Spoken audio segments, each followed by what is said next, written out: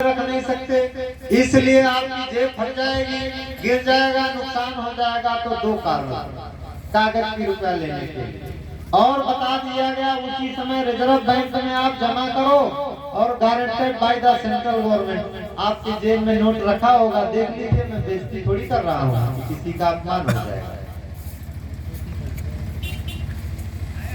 आपकी जेब में नोट रखी है, आप देखिए, उस नोट में लिखा है मैं धारक को कितने रुपए अदा करने का वचन देता हूँ।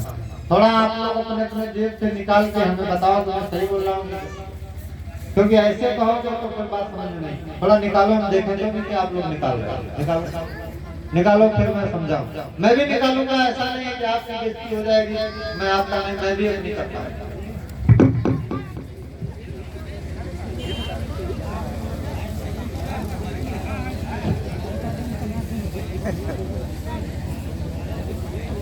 निकालो आप लोग, निकालो सब लोग, थोड़ा सा ऊपर दिखाओ, मैं देखना चाहता हूँ, इसमें शर्म नहीं है। राष्ट्र का विषय है, ये देश भक्ति है, और आप नोट दिखा रहे हो कि ये कैमरा चल रहा है, ये दिखाया जा रहा है कि हिंदुस्तान में लोग जागरूक होने लगे हैं, समझने लगे हैं। इसलिए निकालो आप सभी लोग निकालो, ये निवेदन आपसे है, निवेदन करता हूँ कि निकालो आप ना, हम निकाल के देखें सारी चीज, सब लोग निकालो, सबके पास होगा, सारे लोग निकालो, सभी लोग निकालो।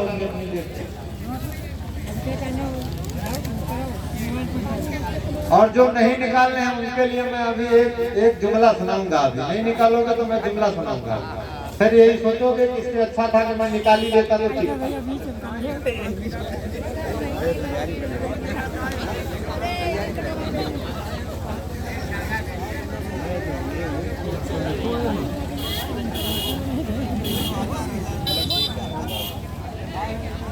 सारे लोग अपनी अपनी नोट ऊपर करो, ये कैमरा घुमाओ, करो करो। अब सभी लोग देखिए, अपने अपने नोट में यहाँ पे लिखा है भारतीय रिजर्व बैंक। आप देखिए ऊपर ही लिखा है भारतीय रिजर्व बैंक। आप सभी लोगों के पास गाड़ी होगी और आप सभी लोग जानते हो जब रिजर्व होता है तो क्या होता है। उसके बाद माने गाड़ी रिजर्व में लग गई, तेल डलाओ नहीं तो आगे खत्म। पहली बात ये समझ लीजिए कि ये है रिजर्व बैंक, खत्म है। ये टेम्परेरी व्यवस्था है, ये रुपया नहीं है, ये अस्थायी है।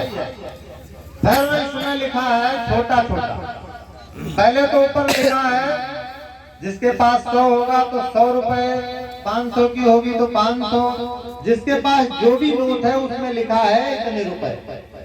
ये बहुत बड़ा बड़ा लिखा हुआ है, लेकिन इसी के नीचे आप देख रहे हैं इसमें यह लिखा हुआ है मैं धारक को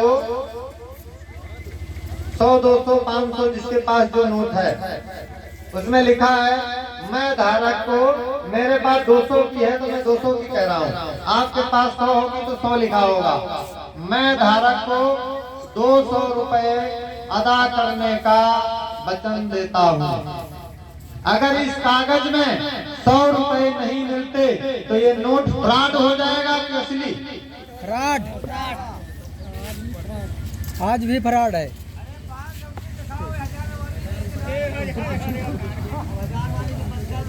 अगर इसमें 100 रुपए बैंक में नहीं देता है कोई भी बैंक मैनेजर हिंदुस्तान का, तो फिर ये नोट अनलीगल हो जाएगा, हो जाएगा ना, अनलीगल हो जाएगा। यही बात इसमें लिखी है कि ये अनलीगल नहीं है। क्यों नहीं है? इसी में ये लिखा हुआ है केंद्रीय सरकार का प्रत्याभूत, छोटा छोटा लिखा हुआ है, guaranteed by the central government. 1935 की ये सेंट्रल गवर्नमेंट, और आप 47 में आजाद हुए। 47 में तो सेंट्रल गवर्नमेंट नाम की चीज ही नहीं है। जब आप आजाद हुए तो यहाँ पर तो सेंट्रल गवर्नमेंट है ही नहीं, क्योंकि ये तो 35 में सेंट्रल गवर्नमेंट है, और आप 47 में मुक्त हो गए अंग्रेजों के इस व्यवस्था से। 1935 और उसके पहले 1857 और उसके पहले जब अंग्रेज आए और तब से इस देश को जितना हिंदुस्तान का सोना चांदी घरों में 2-4 किलो 10 किलो 5 किलो जो था घरों में वो सारा चला गया आपका, सब आपका था। और आपके बस यही कागज का टुकड़ा, ये रंग बिरंगी रसीदें आपके पास, पर्चियां बची। आप सभी लोग इसको चाहें तो बैंक में जाएं, अपनी शाखा में सभी लोग लगभग बैंक खाता होगा और जाएं 200 रुपए की नोट या 100 रुपए की नोट उसे आप दीजिए कि हमें रुपए चाहिए और नोट नहीं चाहिए। यदि वो बैंक नहीं देता तो आप समझ लीजिए कि आपके साथ कितनी लूट हो गई है। और अब आपके साथ क्या होने वाला है, क्यों होने वाला है कि इसमें 200 रुपए हैं और 100 रुपए में 100 पैसे होते हैं।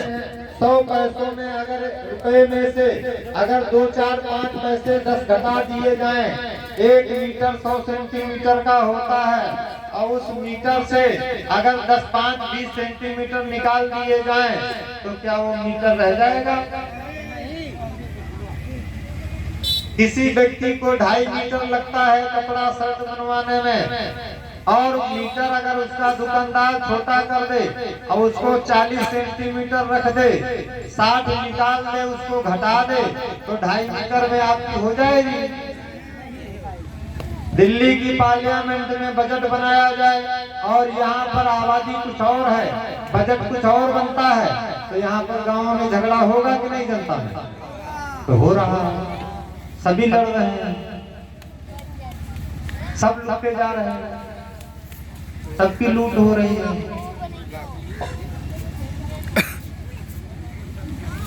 तो ये 1935 मूर्ख दिवस, अंग्रेजों ने हिंदुस्तानियों से सोना चांदी जमा कराया और कागज के रुपए दिए और उसी नकल को हमारे देश के कुछ लोग थे जो अंग्रेजों के साथ साझा करके बैठे हुए थे, उनके साथ यारी करते थे, उनके साथ दूसरे शब्दों में मैं कहता हूँ कि गद्दारी करते थे, देश के साथ दलाली करते थे अंग्रेजों के साथ। वे लोग भी जश्न मना रहे थे। जब अपने घर में आए तो जश्न मनाया और मिठाइयाँ उड़ाई, तो घर में बच्चों ने मनाया मूर्ख। तो तब से आज तक मूर्ख दिवस इस देश में मनाने का कार्यक्रम चल रहा है अभी, और वो चलता भी रहेगा। क्यों चलेगा? 12 बजे रात को देश का प्रधानमंत्री ये घोषणा कर देगा कि ये लीगल टेंडर नहीं रहेंगे, तो सारे हिंदुस्तान के लोग बैंकों में लाइन लगा देंगे और लाइन लगा के खड़े हो जाएंगे, क्योंकि लीगल टेंडर नहीं रहेंगे, ये अवैध हो जाएंगे, फर्जी हो जाएंगे। तो आपको ये लगने लगेगा कि भाई ये रुपए अब नहीं चलेंगे, लीगल टेंडर नहीं रहा। फिर पुलिस वाले दे दनादन चलेगा उनका बेच, वो भी आप खाओगे। लेकिन अभी प्रधानमंत्री को अगर आप RTI लगाओ, इस 200 रुपए में हमें रिजर्व बैंक के कानून के आधार पर इसमें 100 रुपए चांदी के या सोने के जो बनते हैं वो हमें आप दीजिए, और किस बैंक शाखा में हमको प्राप्त करना है वो आप हमको बैंक शाखा का पता लिखिए। तो वो लिख करके नहीं आएगा, नहीं आएगा। तो ये सरकार, ये मंत्री और मिनिस्टर, ये DM और कलेक्टर, ये लेखपाल और तहसीलदार और ये सारे प्रधान और सारा सिस्टम ये आपका है ही नहीं। तो इसमें आपको सुख और शांति कैसे मिलेगी? तो मैं अब ये पूछना चाहता हूँ कि अंग्रेज तो चले गए और जब अंग्रेजों का कानून चल रहा तो क्या आप संपूर्ण आजाद हैं? नहीं। ये संपूर्ण आजादी की बात आजाद जनता सरकार का उद्देश्य। अब इसको हम करेंगे कैसे? ये तो बात यहाँ तक हो गई, लेकिन इसको करेंगे कैसे, इसको अब आप समझिए। जो लोग कर्ज के मारे परेशान हैं, जो दे नहीं सकते, उनके लिए, जो दे सकते हैं आप जमा करो, उससे हमें कोई लेना देना नहीं। लेकिन जो दे नहीं सकते हैं उनका इलाज है यहाँ।